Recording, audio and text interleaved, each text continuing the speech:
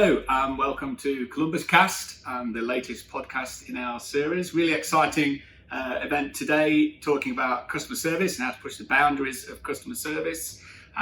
Thinking about today's landscape, the change in technology, the things that are going on with customers, the recent experiences we've had with pandemics and various challenges around the world affecting commerce and services all around. And looking at the relationship between great engagement, good experiences leading to good commercial transactions, good services being delivered, and that's the same whether it's a new customer or a renewing customer or whatever. Today with me I've got Matt and Toby from Microsoft, and I will let them introduce themselves. So Toby, how about you first? Great, thanks Steve. So hi everyone, my name is Toby Harris and I'm the Business Application Sales Executive in Professional Services. So I cover the whole of the business application stack, everything from the front of the platform where we're talking sales and customer service all the way through to finance and supply chain. And Matt, the expert in the group. It's kind of you to say so, Steve. So Mat Arnold, I'm a technical specialist here at Microsoft. We're in pre-sales. So I specialise in service, been inside of the CRM ecosystem for about at least 15 years, if not more. And yeah, supposedly the expert in service. Absolutely, yes, no arguments there. So I think we're all here day to day working in our customers investing in technology, getting the right technology. Against that background, there's what customers' expectations are setting challenges to us. We're responding to those challenges in lots of different ways. And I think today we're just kind of theme things around how we're pushing the boundaries and how we're seeing those boundaries being pushed by our customers and so on as well. So what do you think in the way that businesses have changed in the recent kind of projects and various things that you're getting involved in? Matt, do you want to give us a view on what you're seeing coming through in the landscape for service? Yeah, I think we're seeing that blend of B2B and B2C coming into the B2B world. So the expectations of the next generation of customers, employees, partners and suppliers all expect that personalised experience for them. They expect to be able to reach out to you in any channel. So it doesn't matter where you are or what you are, they want to be able to see that. You have all the information you need on them, so you can get all those insights that you need. And it shouldn't be able to take any time to help you solve their problem too. That's why everyone loves Amazon, right? It's not the great products they've got, but it's easy, quick, fast to get the products. But also at the end of that, if you have any challenges or issues, you can solve them much quicker and faster. And everyone's looking for that Amazon, Uber sort of experience. There's the next level of service everyone's looking for and striving to do themselves. Yeah, but Toby, what do you think about customer expectations? I mean, they've changed quite a lot. I mean, that's exactly it, right? I mean, even if you think about it from your own perspective, especially since COVID, I think what the sentiment has moved that everyone now expects information instantly, right? And actually, we run a load of surveys to kind of back up a lot of what we're talking about. And first of all, 8.4% of companies actually have an omni-channel ability, right? So to be able to actually engage with people across a variety of different channels. Now, the reason why it's so low is because most people are in data silos, right? Their data is in a position they can't use. But customers, on the same time, have got such high expectations, right? 61% of people will leave an organization or have left a brand because of a poor service. Mm-hmm. So if you can't interact with people where they are, give them access to that information, and even provide that self-service capabilities. Because I don't know about you, but over COVID, I definitely noticed that shift between I'll call up and I'll get the information to, it's too busy on the phone because everyone's calling up. I need to just get that information instantly. So that self-service ability is really important. And I think that the pandemic years have basically embedded that in expectations, haven't they? That's exactly it. I think the other thing that's really quite significant is it used to be a generational thing, didn't it? But now all customers are pretty much the same. I don't know if you've seen that shift. Yeah, they are, but it's also it's bringing into account new channels, right? Because previously you'd either call someone up or you send them an email. Mm. But nowadays, especially the younger generations, millennials, Gen Zs, they want to interact through Facebook, Instagram, Messenger. They want to have a chat bot that they can call up, and they don't need to sit there and explain who you are 15 times. I am expecting that my information will carry on from the first interaction, whether it's not even with a person, but to a bot, all the way through to that individual that I'm talking to. Yeah. And I think that's what a lot of organisations are struggling in doing, is understanding who's actually on the phone and what's the best way to interact with that person based on how else we've interacted with them in the past to give them that better experience. Yeah. I mean, my grown-up kids definitely don't respond to emails, so Yeah. I can definitely validate that. Email's the old post now, isn't it? That's the thing. It is. It's spawned. You get excited when you get a pick of post through the letterbox, but now that's email. You get an email from you, get all excited. Or it's HMRC, you just haven't changed. But it's also, if you think about, let's be honest, right? We're all on Teams all day, every single day, right? So people expect just to be able to pick up the phone or jump on a quick call or whatever it is to get that information. And organisations are now starting to be able to provide that because we're on the phone so much. I don't want to sit in a queue for 4 hours. Absolutely, yeah. And I think this is also, it's not just the consumers, is it? So consumers don't just expect things, do they? We, as businesses, we start to do stuff, don't we? Yeah. So we change and predict and actually put it there for them to use as well, Matt. I mean, have you seen that impacting on customers as well? Oh, we expect this because actually it is available now. Companies that are going to be successful going forward are going to be the ones that are able to not only have the platform and the technology in place to enable them to do that, but also the right data. So there's so much data out there. It's not only just having data, it's having the right data at the right point, at the right time for the right person. So that if you want to put it into the hands of the agent, the salesperson, and combining that data together as well. So does the customer service agent need sales data? Does the sales data need customer service data to inform them of all the right things? You don't want to be an account manager going into a customer and while they've got 10 red cases going off over here that you didn't know about, and all they want to talk to you when you go in to see them is about those 10 service cases, not the next opportunity you're trying to sell to them. Yeah, it's an interesting point, because I think in some businesses now you see them not really relying on the customer to raise their expectations. They're going to do it anyway. They've become much more proactive. I'm thinking particularly an experience I had recently where I was charging the car. I've got an electric car and I was charging at a charger, and a representative from that motor company that I'm trying not to repeat came up to me, and he was a service engineer, and he was just hanging around his job was to hang around the charging stations, and he came over and said, "Oh, you reported such and such to us last week. Do you want to just have a quick look at it now? Problem with the wipers."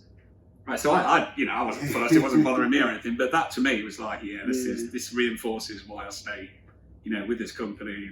The service was there, and they were much more proactive. And I think companies can be more proactive now, can't they? Yeah, I mean, definitely. I mean, and that's the thing. And that comes down to having access to the right technology and the right data to enable that to happen. Yeah. Because if you can't do that, then like say you're going to leave. The biggest ones I find frustrating is insurance companies. They have all the information on you to keep you as a customer. Yet everyone goes through the same hall every year on, we're going to leave you. That you're only ever going to call the insurance company if you've got a problem. Yeah. So if you don't have that problem, then they've got all the data to enable you to keep you as a customer, but they don't do anything. I haven't seen the insurance company do anything different about it. But, yeah. And what about the channels? Because we're talking about any time, any device, anywhere. We kind of live that mantra now, don't we? Remove all obstacles, make it easy. All of those are kind of like the mottos for all businesses and services now. So what are the channels? What's working at the moment, do you think? Depends on with B2B or B2C, but I think the biggest part of it is being able to have that omni-channel experience. So being able to come on any channel of your choice. In a B2B space, it's still going to be probably some of your traditional telephony, voice, in live chat, chatbots, and even that self-service element of it. Why do I need to come to you to buy a new piece of license or a service from you? Why can't I just go and self-service that myself? And if I've got an issue against it, I want to raise a case against that myself without having to wait for the account manager, wait for the contact centre to call me up and go in there. And being able to give you a platform that has all of those channels that you want to pick and choose from, depending on which business you want to go for, is key for a lot of our customers at the moment. That's exactly it. It's about providing that variety, right? As I said, depending on who you are, what generation, what you're doing for work, all this kind of stuff, is going to depend on what kind of service you're expecting. So, it's even the likes of just being able to send a text message. One of the customers I'm talking to at the moment, they're looking at providing healthcare information to patients. They're going through cases, and it's just updating people proactively on their case as it develops on, rather than them calling up to find out. Because if they've called up, it's too late because they're already annoyed about what's going on. Whereas I'm going to be able to deliver that to them individually, quickly as something happens. Because most people are now expecting that real-time information, right? So if we can have that variety of channels to pull it all out. But actually, what's really interesting is the way we're trying to push it as an organisation is to think a little bit differently of actually, can we streamline these with the likes of bots? Can we free up the time of the contact centre agents to actually work on the most sensitive cases, the most high priority cases, rather than just dealing with the stuff as it comes through. So whether that's a chatbot or, one of the things that we're developing at the moment is voice bots. So you call up, you don't even know that you're on the phone to a bot getting all your information. Yeah. It sounds like a real person, it feels like a real person, but then it carries it forward. Because the worst do a chatbot, you put in all your information and they call you up, go, hi, sorry, what's your name? What's your email? What's your password? It's like, well, I've already done that. So it's by doing, taking that voice all the way through so people don't have to, it's just such an effort to actually get the information. It's that context of that. Makes it so easy. That context of that conversation. So if I'm in a social channel or on the live chat channel, I switch channels, being able to have that context of where that customer's come from, what they've said, what the issues they've gone through, rather than when you get through to an agent and it's, sorry, that's on a different system to me. You want to have it all in your hands when you need it, and that contextual information to help you support that customer as well. And that's often the most difficult thing, isn't it? So do you see, Toby, that you get objections thrown back at you? Because it all sounds brilliant, doesn't it? This is what we want to do. But why aren't all businesses doing this immediately? Well, I think a lot of it's down to is the data silos. A lot of organisations are so far behind the curve that when you show them, Dynamics can handle all of your channels at any one time and it can automatically route people and all that, they're like, well, hold on, I can't even understand who's on the phone. So it's trying to work on a way to set it up in a way that you're not going to make so much change to the business that customers feel like, well, hold on, everything's changed now, but still providing more capability. So it's about actually creating a roadmap to adopt the new tech as you go through and not taking everything straight away. That's the biggest kind of pushback I'm seeing. But also, we're still at the start of this journey, right? We've really created this all-in-one digital contact center, the last 6 to 12 months, it started coming out. So a lot of customers have still just been dealing with the effects of COVID, been dealing with the effects of everything that's going on in the economic climate at the moment. And they kind of go, well, actually, a lot of this stuff can wait because we've just got to be able to run normally first. But changing the conversation to go, well, actually, if you sort out your customer service and you sort out your brand loyalty, people will stick with you through thick and thin and they'll take more business from you, which will help you in the long run. So it's just getting people's mind to change. And I think possibly, and something we work with quite a lot at Columbus is in managing the change as well. The pandemic threw a lot of organisations that were not digital and did not personalise experiences. Suddenly they didn't have any choice. And that involved a lot of massive business change as well. The way that the users had to adopt new ways of working, working remotely and digitally and so on as well. So I think that's a huge part of it, isn't it? It's interesting, actually. We had the Director General of the CBI come and present at our customer event in Vision last week. And he was talking about that exact same thing, about how CEOs, IT directors, these big leaders, are now so much more resilient to change. Because of COVID, they go, well, hold on. It doesn't really matter because I've dealt with COVID, I can deal with all of this. So customers are now a lot more open to big change in technology and strategy because they see that if they can adapt quickly, they can move forward really fast. And it's our job to enable them to do that as well. Enabling not only from giving them the technology, but teaching them and making them aware of what technology exists, because we see lots of technology or business people looking at it from a best of breed situation, and then it's technology to then stitch all of that together, when really you can have a best of platform, but still with that best of breed elements of it as well, which is something that Dynamics comes with it out of the box. So that, as I said, Toby said, that all-in-one digital contact centre, having an all-in-one platform while still having the best of breed and capabilities in there as well. Because it's appealing for a different return on the investment, isn't it? The ROI is a bit more complex, isn't it? Well, it's interesting. We actually completed a total economic report, and actually what we came out of that was that the return on investment that they're seeing and our customers are seeing is around about 131%, with a payback period of 8 months and a net present value of about 1.6 million. Now you put that business case in front of any board, they're going to go, why would we not do this? Because it's such a quick way to turn around. And the idea of having a positive sentiment about your brand in society can do wonders for your bottom line. Because if people like working with you, whether you're B2C or B2B, people will talk about it. And people buy from people, right? Even if it's a brand. We've all dealt with difficult insurance companies, difficult broadcasters, or whatever it is, people coming over to your house. I'll move away from my internet provider if they provide a really bad service, because it's just so easy for me to do so.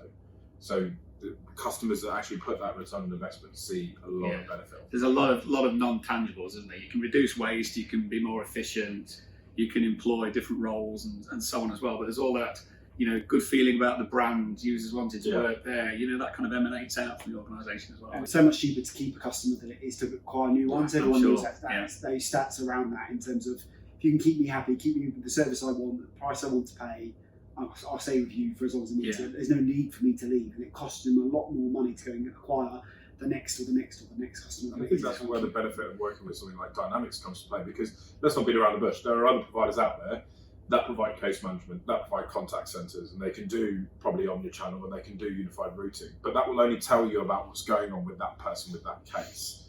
But what Matt was talking about earlier is if you combine all of that data together with everything else in Dynamics, one example being customer insights, it's really interesting to understand, well, here's my unified profile of that customer, not just their cases and complaints, but actually their spend, their, how long they've been with with us as a for. All of that information is going to help you to have a better conversation with that customer, rather than, we know you're annoyed about these 5 things, but also, I know you had a great time with this, or you've been with us for 5 years, thank you for your long-term service, and all of that kind of stuff helps you just understand and provide that personalisation.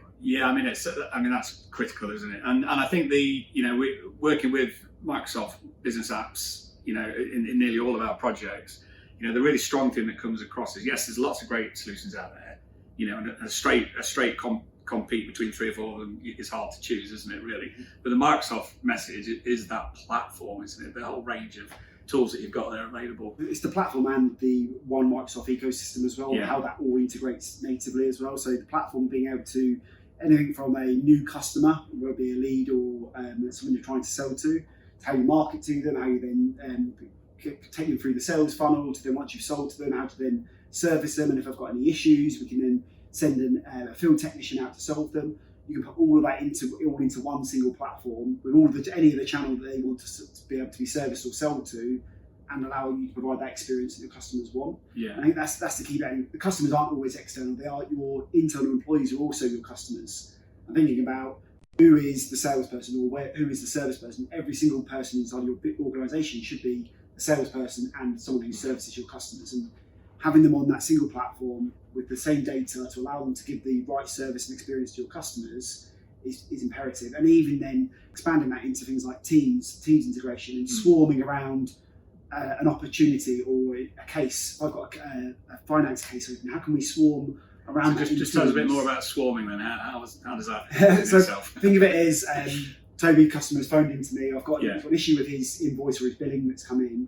That data may not live inside a CRM because it doesn't make sense to it, but all of that data you may want to bring in pockets of that data to again give insights to your agent, but you want to then reach out to the experts. So Dynamics can start to suggest who your experts are in your organisation through Teams, and then be able to then actually share data within Dynamics dynamically into a Teams chat, Teams window, and then Teams channel, and then get all of the external back office people swarming around that case to resolve it as quick as they can for that customer. It's interesting. We kind of this idea around intelligence and also collaboration is now pervasive across the whole of Dynamics. And actually, what we're trying to do is blur the lines really between where your office stops and Dynamics starts by having teams inside the system. Well, if we're in a Word document, I can see a little bubble of your face. I can see you.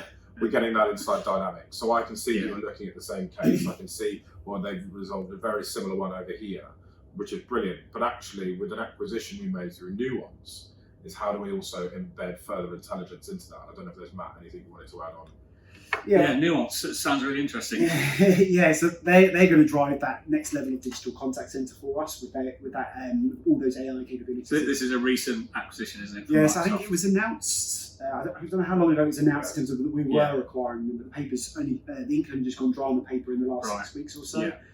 So we're still actively working as separate companies, but we've got a roadmap to merge them together. But they come with a whole load of AI capabilities that's going to take Dynamics into the next level. So whether that be delivering personalised customer experiences through a natural language processing when you're on the telephone, whether it be fraud and prevention. So knowing who that person is based on who they. So if you have phoned a bank recently where you phone up and they can recognise who you are from your voice, having that built natively into Dynamics is going to be some of the elements we're going to be going from, and then optimising processes in the back end as well. So using all of that AI and elements into it to take it to the next level effectively, and making us. At the moment we've got different channels. This will then take us up to a completely new level. There's overlapping capabilities, and it's that roadmap we're working on now on which is the best area that we're going to fall into. It does sound amazing, doesn't it, really? And I'm really looking forward to some of that stuff coming out, and I'm sure there'll be a series of shows and the usual kind of thing with these acquisitions, and we'll see some really interesting stuff coming out. But I mean, I think what I find talking to a lot of prospects is the easiest thing to say is, if you're using Outlook and Teams, this works with all of that, doesn't it? And they're such core business processes that everything just kind of fits in naturally around it, doesn't it? We talk about roadmap is knowing context IQ that's coming out. So this is more of think of this as a Dynamics platform capability. Yeah. So anything that lives inside of Dynamics can then be shared across any of those platforms natively. So it's a live record that might sit in an Outlook email, might sit in your email that you're sending to someone, might sit in a Word document, a PowerPoint presentation. Again, so we're blending think of it as collaborative applications. So all the different applications you use in your business and ecosystem is going to then become just native, as if it just blends into one. A bit like your iPhone, when you pick out your iPhone and you've just got everything you need there and then. It will happen with business data as well, with Dynamics being the core part of it. Other phones are available. But one of the other things I really like as well, which I've seen, so Columbus's data team does some really good analytics stuff, which we integrated into Dynamics. And it was essentially it was taking the customer satisfaction score that a client was saying, and the data team went off and analysed social media and blogs and various other channels of sentiment, and analysed that and actually said, well, your customers are lying to you a bit. So they are saying that they're quite satisfied, but they're quite willing to say that they're satisfied. Actually, out of that environment, they're saying that it's okay. That's exactly it. And that goes back to the point I was making around how do you utilise the data to get intelligence out of it. So, for example, in the platform at the moment, you can use sentiment analysis on the phone call, or whether it's even on the chat as well, to pick up the sentiment of the customer. But also we can then take that a step further and do using customer insights, getting sentiment analysis from that person on the internet, whether they're on socials like you were mentioning, or just their general interactions with your brand, picking up the sentiment of that and delivering that to your agent to go, before you even speak to Matt, we know he's annoyed about X, Y, and Z. Yeah. So you can be proactive about delivering that back to them. There's some fantastic stories coming around, and obviously, with the acquisition of Nuance and all the stuff that we've seen coming out on omnichannel and digitalisation, this is going to be a significant part of Microsoft for years to come, isn't it? Yeah, no, definitely. I mean, it will transform the way we're seen as contact centres or case management. They're already, if you look at in terms of Nuance themselves, they're already trusted by 95% of the top 20 financial institutions. 9 of the top telcos and CSPs use Nuance.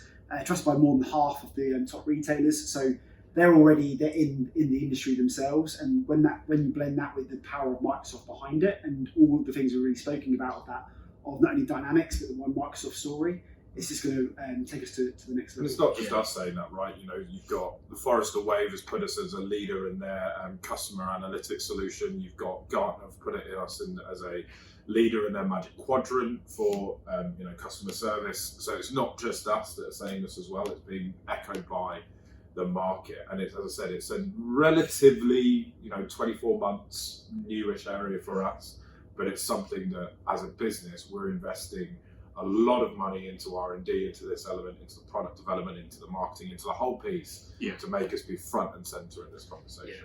Well, thanks, guys. There's some really good stuff that we've chatted through, and obviously at Columbus, we're really excited to keep working with the business apps from Microsoft. Matt, how would you sum up your view of customer service at Microsoft? We talked about the all-in-one digital contact center, and Dynamics is really the only provider out there that can provide that all-in-one digital contact center. That be across any channel for omnichannel engagement, live chat, chatbots, telephony, social, whichever one you want. The self-service element of it, with chatbots, with portals for your customers, suppliers, and partners, being able to route the right data, right channel to the right agent with intelligent routing, having those key agent experiences to give them, whether it be knowledge articles, smart assist, to give them the right articles at the right time, or other cases that are important to them, or who's the expert you should be working with. And then combine that with data and processes and analytics, or whether that be using Power BI, customer insights, as Toby's mentioned already, and giving that to all the people at the right time is the key bit. And we're the only one out there that can provide all that capability through Microsoft. So Toby, really exciting that we've got so many offers to make to some of the customers that are coming to us now. That's exactly it. If you think about Dynamics in general, right, we invest more money than most of our competitors into our overall platform by the fact it's on Azure. So every single dollar that gets invested into Azure, into Office, into Dynamics folds up into that product. Plus, it's a modular-based system. So if you're taking, you say you've only got sales at the moment, or you've only got finance, Microsoft integrates better with Microsoft, and the whole point of the Dynamics platform is it snaps together based on what you've got at that time. So it really is eat as much as you want, take as much as you need, do it in an intelligent way to adopt the technology, but it's horrendously powerful. Yeah. Well, thanks guys, really interesting. Really looking forward to some future working together. And that'll do it for now for this Columbus Cast. I'm Steve Lyon from Columbus, and thanks for listening.